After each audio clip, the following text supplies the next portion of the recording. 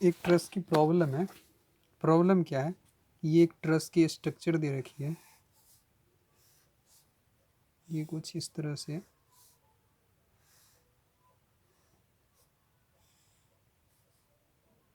और ये एक यहाँ से है, और ये यहाँ से, और यहाँ पे एक हिंज सपोर्ट लगी हुई है, और यहाँ पे रोलर सपोर्ट है। और इस स्ट्रक्चर में और जो इंटरनल स्ट्रक्चर है, एक तो यहाँ पे थी, और एक ये है, और एक ये थी, और एक ये थी। पूरी स्ट्रक्चर थी ये, और यहाँ पे एक फोर्स पी डाउनवर्ड की तरफ लग रखी थी। ये एक्चुअली एक क्वेश्चन मेरे एग्जाम में आया हुआ है। इसका सॉल्यूशन देने का मेन पर्पस ये है कि इसको मैंने काफ़ी मशक्क़त के बाद इसको सॉल्व की थी, और एक बार अपलोड कर दूंगा यूट्यूब पे, फिर आराम से मैं देखूंगा और सारे पॉइंट को नेमिंग कर देते, A B C D E F G H I J K L होगी, लेकिन यहाँ पे मैं एम लिखता हूँ। क्वेश्चन में पूछ क्या रखा था कि ये पूरी ट्रस स्ट्रक्चर में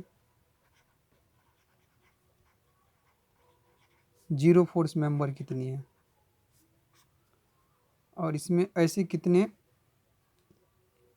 बीम हैं या फोर्स हैं, ऐसे कितने मेंबर हैं जिसमें जीरो फोर्स है, और जिसमें कंप्रेसिव फोर्स है,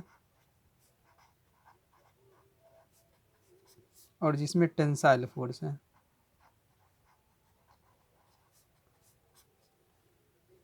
मतलब सारे मेंबर की हमें काउंटिंग लिखनी है कि जीरो फोर्स मेंबर कितने मेंबर में है, कंप्रेसिव फोर्स कितने मेंबर में, टेंसाइल फोर्स कितने मेंबर में। इस क्वेश्चन की जो और यहाँ पे जो डाटा दे रखी थी वो लेंथ एल है, ये भी लेंथ एल है, और ये सारी लेंथ भी एल दे रखी थी।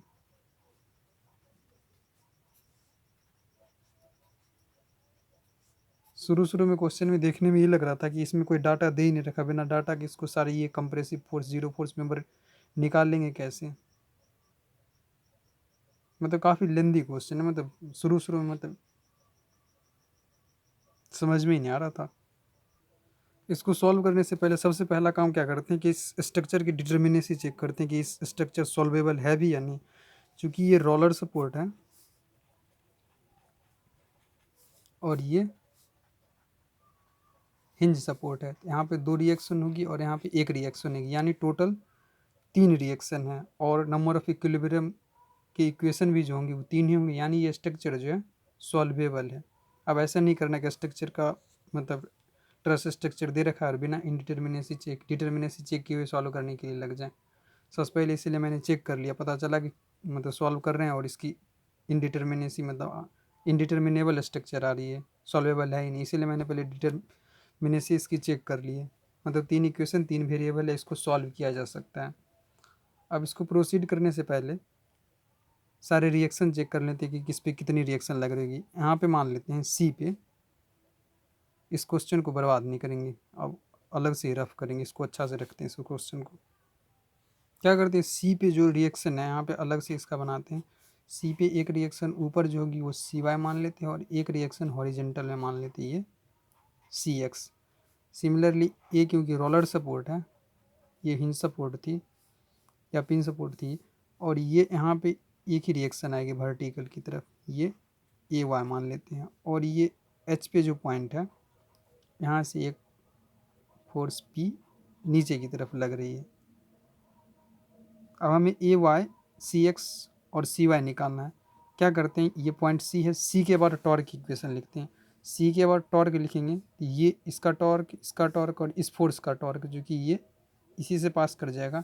ये दोनों मतलब ये एच और सी कॉलिनियर है यहाँ पे भी।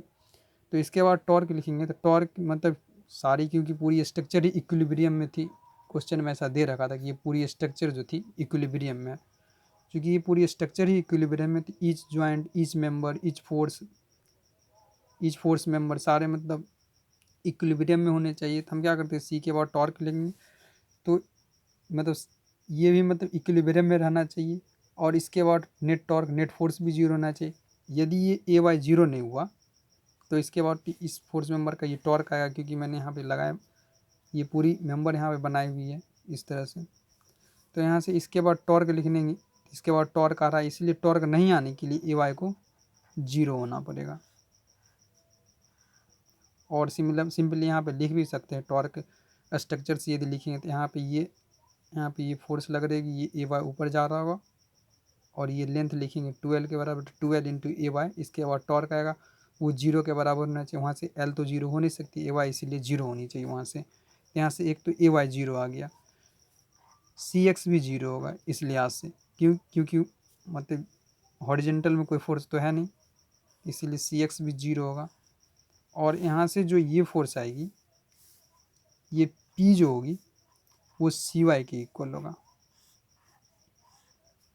मैग्नीट्यूड में अपोजिट डायरेक्शन में, और मैग्नीट्यूड में सेम जबकि डायरेक्शन में अपोजिट। तो यहाँ से सी वाई की जो डायरेक्शन है वो फिक्स हो गई है, अपवार्ड की तरफ होगी, यानी सी वाई जो होगी वो अपवार्ड होगी। यहाँ से एक बात इतनी तो पता लगी है कि सी वाई अपवार्ड होगी, सी एक्स जीरो होगा और ए वाई जीरो होगा। ए वाई यदि एक बार जीरो हो गया तो यहाँ से इस स्ट्रक्चर को, ये डी है, इतनी दूर का मैं बना रहा हूँ क्योंकि पूरी बनाऊंगा टाइम लग जाएगा। ये बी है, और ये इस तरह से यहाँ पे ई दे रखी है, यहाँ पे गया हुआ है, यहाँ पे चूँकि यहाँ पे फोर्स जीरो है। अब यहाँ से ये पॉइंट है, यहाँ पे कोई फोर्स लग नहीं रहा है यहाँ पे, तो मतलब force zero force member find करने का एक तरीका होता है, मतलब कि यदि कोई दो मेंबर एक जगह से ज्वाइंट हो और वहाँ पे मतलब कोई फोर्स नहीं लग रहा हो, तो वो दोनों जो मेंबर होते हैं उसमें जीरो फोर्स मेंबर होगा, मतलब वो, तो मतलब यहाँ से ए बी और ए डी जो है वो जीरो फोर्स मेंबर है। यहाँ से एक बात और पता चल गई, कब, जब ए वाई जीरो है। यदि ए वाई जीरो नहीं होते तो इस दोनों को जीरो नहीं बता सकते थे, क्योंकि यहाँ पे कोई फोर्स लग रहा होता उस टाइम, मतलब जीरो फोर्स ए डी या ए बी ये जीरो फोर्स मेंबर है। यहाँ से तो एक बात ये पता चली।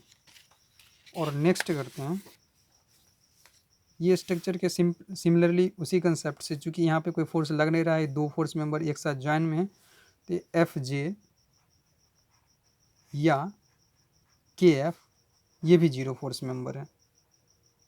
यानी अब तक टोटल जीरो फोर्स मेंबर जो आ रखी है वो कितनी, 1 2 3 4, 4 जीरो फोर्स मेंबर आ गई है। अब क्या करते हैं, और यदि जीरो फोर्स मेंबर फाइंड करना है, क्योंकि यदि सिंपली मुझसे भी पूछा जाता, यदि प्रैक्टिस पहले सॉल्व नहीं किया होता तो मैं सीधे डायरेक्ट बोल देता कि 4 फोर्स मेंबर होंगे ऐसे, जिसमें जीरो फोर्स मतलब 4 ऐसे मेंबर है जिसमें जीरो फोर्स आएगा। यहाँ से ये तो बता सकते हैं, लेकिन एक और मतलब मेंबर है जहाँ पे जिसमें जीरो फोर्स मेंबर है, मतलब क्या करते हैं, इस स्ट्रक्चर को इस सेक्शन वाइज यहाँ से काटते हैं, ये ऐसे काटते हैं, यहाँ से काटने पे कुछ इस तरह का स्ट्रक्चर बनेगा। यहाँ से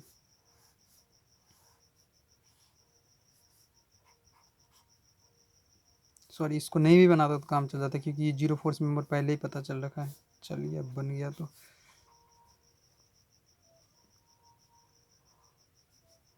चूँकि इस सेक्शन वाइज यहाँ से काटे और हमें पता करना है इसमें कैसा फोर्स है, अब मेरे को मालूम नहीं, तो मैं यहाँ पे टेंसाइल ले लेता हूँ। तो इसमें मतलब ई वाई की तरफ लग रहा होगा, यहाँ पे एफ सॉरी ये डी वाई की तरफ लग रहा होगा, और इसको कुछ मान लेते हैं 1 की फोर्स F1 है, मान लेते हैं इस तरफ ये, और यहाँ पे जो है एक सी वाई इसकी रिएक्शन है यहाँ पे, और एक जो और थी यहाँ पे ये इस तरह से, इसको नहीं भी बनाते ये, इसको और इसको तो भी काम चल सकता था, क्योंकि ये पहले कर रखे हैं, मतलब ये जीरो फोर्स मेंबर है। पर कोई बात नहीं है, क्योंकि यहाँ पे इस स्ट्रक्चर को पूरी इक्विलिब्रियम में होना है। इस स्ट्रक्चर को इक्विलिब्रियम में होने के लिए यदि ये फोर्स जीरो नहीं हुआ, F1 यदि जीरो नहीं हुआ, तो यहाँ पे एक हॉरिजेंटल में एक फोर्स आ जाएगी, इसका एक कंपोनेंट, यदि ये थीटा है जो कि 45 डिग्री है, क्योंकि ये भी एल है ये भी एल है, अगर ये जीरो नहीं हुआ F1 तो इसका एक कंपोनेंट F cos थीटा इस तरफ आएगी और ये F cos थीटा इस स्ट्रक्चर को अनस्टेबिलिटी प्रोवाइड करेगी, मतलब इन इक्विलिब्रियम की कंडीशन को मतलब फेल्योर की कंडीशन में ले आएगी। इसीलिए ऊपर वाली मान लेते हो कुछ देर के लिए बैलेंस कर भी लिया, जो कि यहाँ पे कुछ डायरेक्शन नीचे होगा। मैंने यहाँ से देखने से पता चल रहा है इसको पूरी सिस्टम को इक्विलिब्रियम में होने के लिए कुछ ये जो फोर्स एजप्शन कर रखे ये ऊपर होगा एक नीचे होगा, ताकि ये सी वाई ये तो फिक्स है ये ऊपर ही होगा। इस दोनों को मैंने एजप्शन में लिया है, एक नीचे भी हो सकता है एक ऊपर भी हो सकता है। तो मतलब यहाँ से, लेकिन यहाँ पे हमें F1 को जीरो करना है, मतलब F1 जीरो होगा क्योंकि ये स्ट्रक्चर स्टेबल ये स्ट्रक्चर इक्विलिब्रियम में तभी रह सकता है। यहाँ से एक बात और पता चल गई कि F1 जो होगा वो जीरो के बराबर आएगा।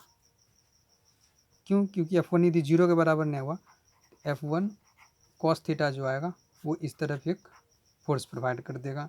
इसीलिए F1 जीरो के बराबर होनी चाहिए, क्योंकि यहाँ इस सेक्शन से यदि एनालाइज करेंगे इस ट्रस को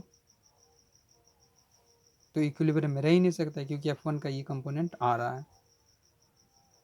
तो यहाँ से मैंने एक और फोर्स मेंबर को जीरो निकाल लिया है, जो कि ये इस स्ट्रक्चर में DG है। यानी टोटल यहाँ पे जो DG है ये भी एक जीरो फोर्स मेंबर है। मतलब टोटल अब तक 5 फोर्स मेंबर ऐसे आ रखे हैं जो कि जीरो फोर्स मेंबर हैं। अब क्या करते हैं, इस स्ट्रक्चर को और सिंप्लीफाइड वे में लिख लेते हैं, बना लेते हैं। मतलब अब यहाँ से ये पता चल गई है कि ये जीरो फोर्स मेंबर है, ये जीरो फोर्स मेंबर है, ये जीरो फोर्स मेंबर है, ये जीरो फोर्स मेंबर है, ये जीरो फोर्स मेंबर है। अब इसको यदि और सिंप्लीफाइड वे में इस स्ट्रक्चर का यदि बनाएं तो यहाँ से ये कुछ इस तरह से बन जाएगा।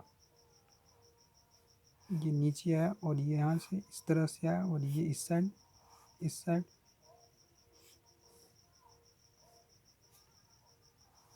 नीचे ये गया और इस तरफ से ये यहाँ पे एक फोर्स P लग रहा है।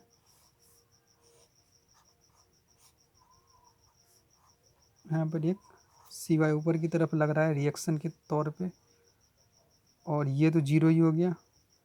और यहाँ पे एक ये इस तरह से, यानी पूरी जो ये स्ट्रक्चर जो थी ट्रस स्ट्रक्चर इस फॉर्म में थी। मतलब अब और सारे मतलब मेंबर में चेक करने के लिए किसमें टेंसाइल है किसमें कंप्रेसिव है, हमें क्या करना है कि और सर में इसमें मतलब कि सेक्शन वाइज कट करेंगे। क्या करते हैं थोड़ी देर के लिए, अब यहाँ से ये सेक्शन कट करते हैं,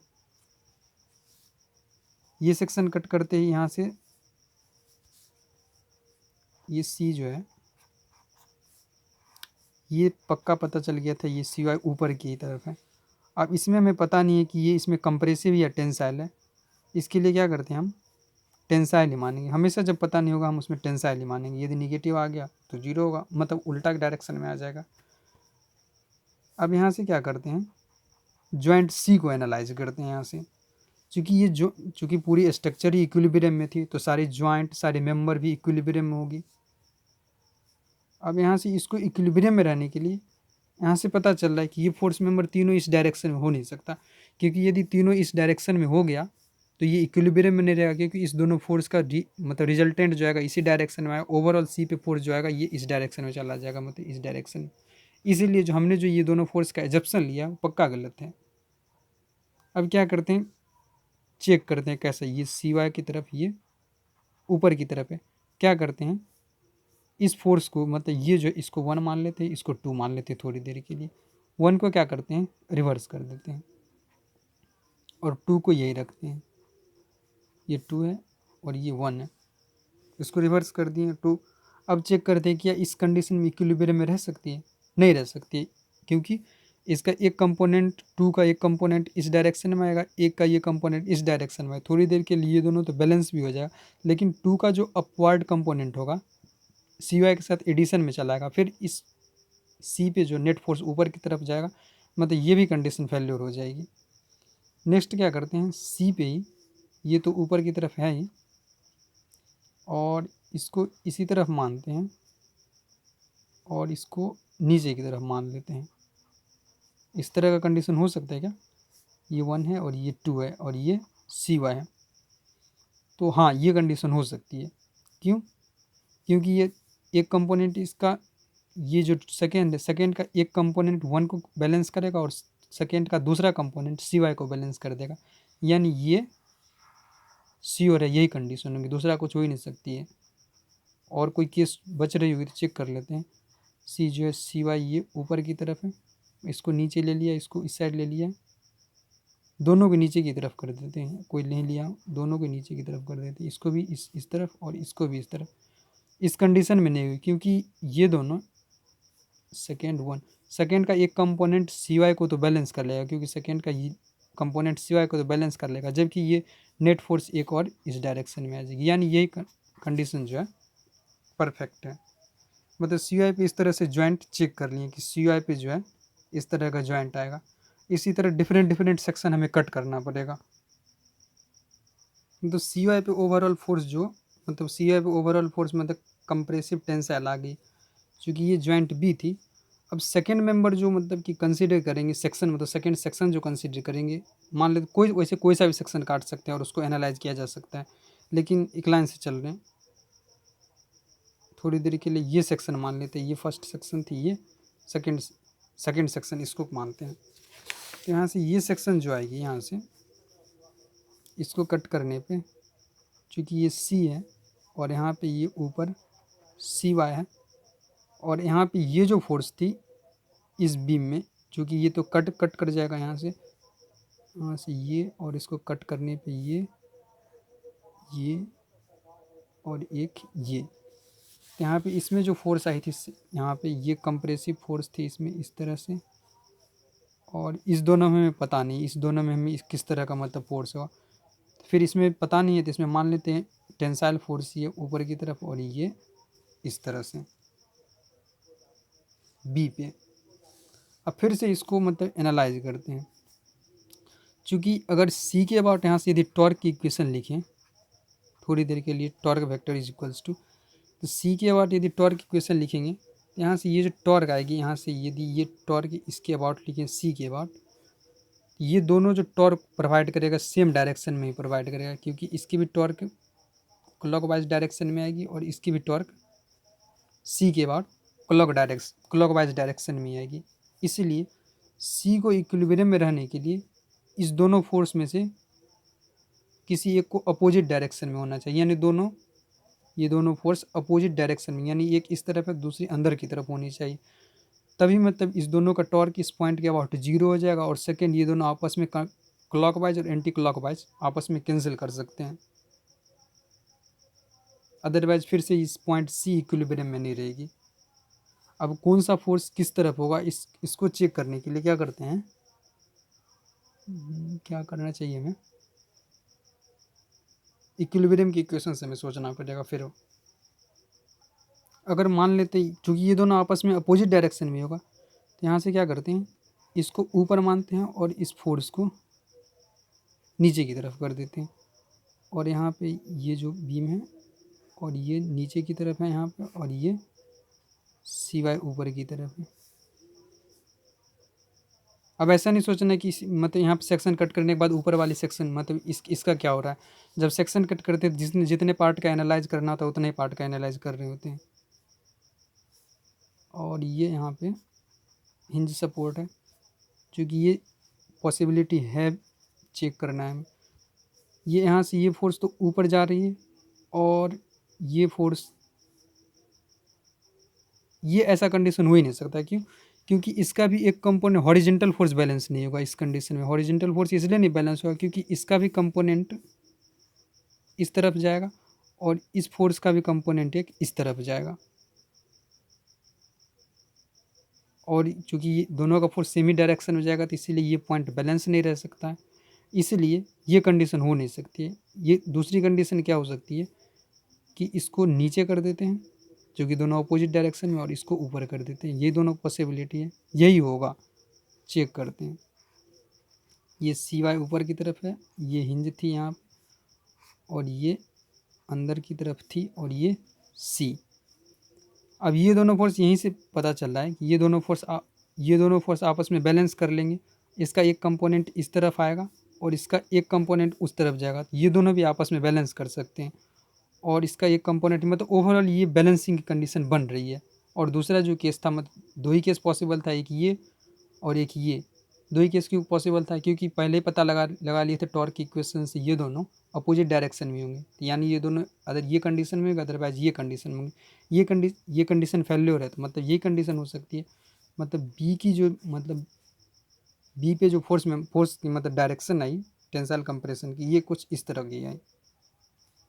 मतलब इसी तरह से मतलब बता सकते हैं सारे मतलब पूरी ट्रस को मतलब यदि एनालाइज करें सेक्शन वाइज, कट करें, टॉर्क की इक्वेशन लिखें, फिर उस पर इक्विलिब्रियम की इक्वेशन लिखें, फिर उसके बाद सारे जॉइंट को एनालाइज करें, तो सारे मतलब फोर्स मेंबर में किस तरह के फोर्स मतलब फोर्स का नेचर क्या होगा, कंप्रेसिव या टेंसाइल बताया जा सकता है। तो यहाँ से जो मतलब ओवरऑल आंसर मतलब सॉल्व करने पे काफ़ी मतलब लेंदी मशक्क़त करने के बाद जो आंसर आई थी मैं वो बताता हूँ। क्योंकि पूरी स्ट्रक्चर जो है एक बार और फिर से हमें बनाना पड़ेगा, और वीडियो की टाइमिंग 21 मिनट हो चुकी है, इसीलिए पॉज करके मैं स्ट्रक्चर जल्दी से बना लेता हूँ। ये पूरी जो स्ट्रक्चर थी अब इसमें मतलब कि असाइन कर देते हैं। इसमें जो आती है इसमें ये टेंसाइल आती है, इसमें कंप्रेसिव आती है, इसमें भी कंप्रेसिव आती है, इसमें टेंसाइल आती है। ये चूँकि जीरो फोर्स मेंबर है, ये भी जीरो फोर्स मेंबर है, ये भी जीरो फोर्स मेंबर है, ये भी जीरो फोर्स मेंबर है, ये भी जीरो फोर्स मेंबर है, ये टेंसाइल है, और ये कंप्रेसिव है, ये भी कंप्रेसिव है, ये टेंसाइल आती है निकल के, ये कंप्रेसिव आती है, ये टेंसाइल आती है, ये भी टेंसाइल आती है। सारे इसी तरह से मतलब एनालाइज करते हैं सारे जॉइंट सेक्शन वाइज, और ये भी टेंशन आती है। याद रखें आप यदि सारे जॉइंट को यदि सॉल्व करेंगे तो लास्ट वाली जॉइंट जो होगी वो आपको मतलब प्रूफ कर देगी मतलब कि आपका आंसर सही भी आया, क्योंकि हम जब भी एन जॉइंट होती है हमारे स्ट्रक्चर में तो n-1 जॉइंट को हम एनालाइज करते हैं, और nth जॉइंट जो होती है वो मतलब वेरीफाई कर देता है आंसर सही है, क्योंकि वहाँ पे सारे जॉइंट वहाँ पे पहले से ही मालूम चल जाता है। मतलब तो यहाँ पे सारे टेंशन, कंप्रेशन और जीरो फोर्स मेंबर का मतलब ये सिचुएशन आया है। तो यहाँ से अपन लिख सकते हैं टेंशन की जो वैल्यू आई थी 1 2 3 4 5 6 7 8, टेंशन 8 आ रही है, मतलब यानी 1 2 3 4 5 6 7, टेंशन 7 ही आ रही है।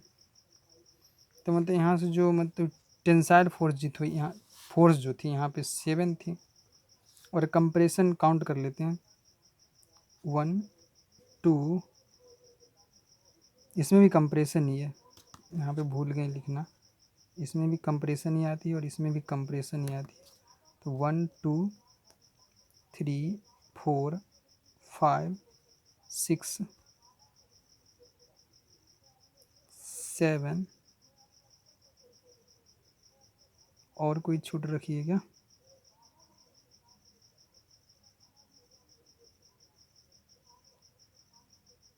अरे इस पे कलर कलर खींच खींच के मैंने इस पे खिचड़ी पका दिया है। और कोई जॉइंट ये भी जॉइंट कंप्रेसिव ही रहती है एनालाइज करने पे, ये भी आंसर कंप्रेसिव ही आता है, मैं डायरेक्ट आंसर लिख रहा था। यहाँ से अब टोटल कितने आ रहे, 1 1 2 3 4 5 6